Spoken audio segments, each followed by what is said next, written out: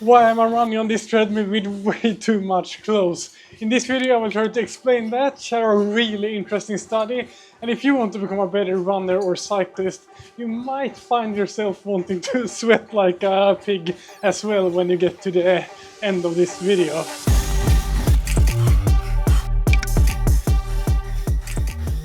A crucial factor in how good you're going to be in any endurance sports like running or cycling is how fast your body can transport oxygen from your lungs to your muscles through your bloodstream. And this process relies on hemoglobin found in the red blood cells. The hemoglobin binds to the oxygen, so having high hemoglobin values is something that will help everyone out who is trying to perform in endurance sports. That's why doping with EPO has been way too common in running and cycling, because it stimulates the production of these red blood cells. But what also stimulates the production of more red blood cells and is not illegal is to spend time at and train at high altitude. When you spend several weeks at high altitudes where the air contains less oxygen, your body adapts by producing additional hemoglobin. That is why so many of the top elite athletes spend a lot of time on training camps at high altitude. But the problem with that for most of us that live far away from high elevation is that it is expensive to travel to places like this. And most people who are not designing their whole life around training doesn't want to spend months on altitude training camps every year. And sadly, it really doesn't help to put up a green screen in your office and pretend that you're in the mountains. So that's why you find me here on a treadmill in my basement wearing a lot of clothes, sweating like hell. But what does this madness has to do with red blood cells and altitude training? There are some really interesting studies that seem to show that you can get similar effects from heat training to what you can get from altitude training. Let me explain.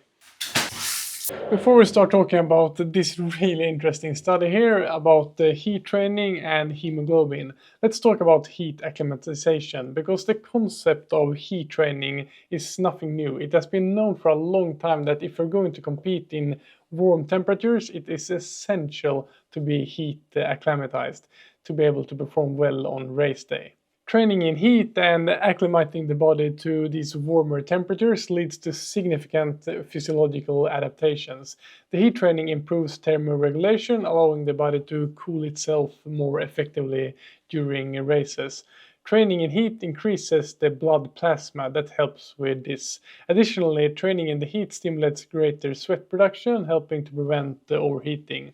And overheating is a big factor that will cause you to slow down when you push yourself to the limit in warm conditions. But in recent years, there has been an additional hype in the endurance sport science world around the heat training.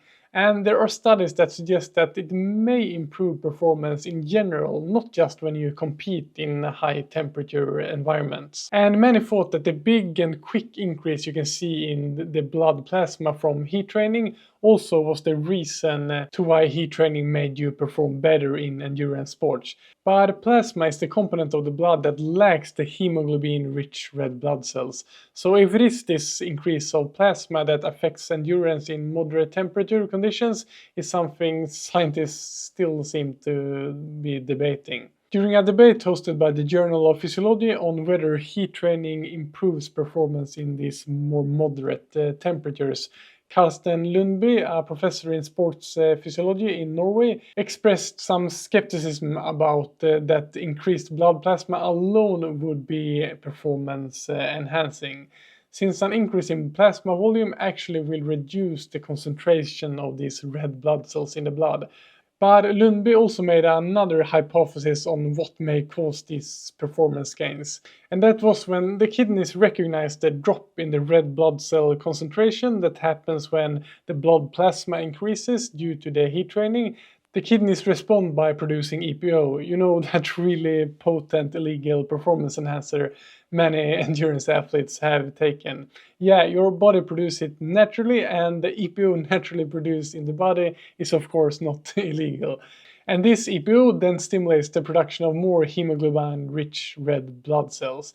This is still a theory, but what has been shown in multiple studies by Lundby and his team is that heat training actually seemed to increase the hemoglobin levels and physical performance in endurance sports. In this really interesting study done in 2023, they had 47 elite cyclists split into two groups, and during the 5-week intervention period they had no difference between the groups in mean weekly duration of the endurance training or the distribution of this training into the 5 different intensity zones. The only difference was that for 5 50-minute low intensity training sessions per week that was done inside on a stationary bike in a regularly tempered room, the intervention group had a lot of clothes on them.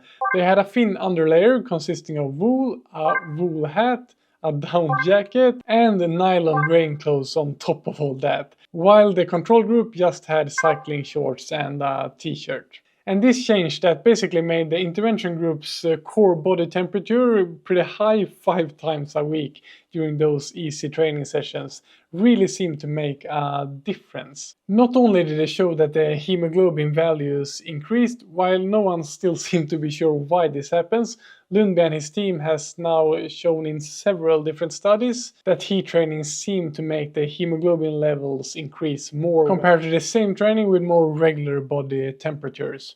And also in this study they showed that the athletes in the heat training group significantly improved their VO2 max, their lactate threshold and 15-minute all-out power more when compared to the control group after these 5 weeks. So it for sure seems promising to use heat training as a tool in your endurance training, and I think it might be worthy of being called the poor man's altitude training. All you have to do is to put on a lot of clothes and be willing to sweat. And I just tried a 50-minute workout on the treadmill here with all of this clothes on, and I don't think this is for everyone. It's not the most comfortable getting so warm and sweaty, but if you're looking for a performance boost that costs nothing more than some warm clothes and you being willing to get really warm and sweaty, it might be something to try out. But either way, at least don't be afraid to get really warm in training, since it might make you a better endurance athlete. And if you're training for a race in warm climate, then I think that heat training can make a huge difference in your performance, and also basically how much you end up enjoying that event. Train smart, have fun, and I'll see you in the next video.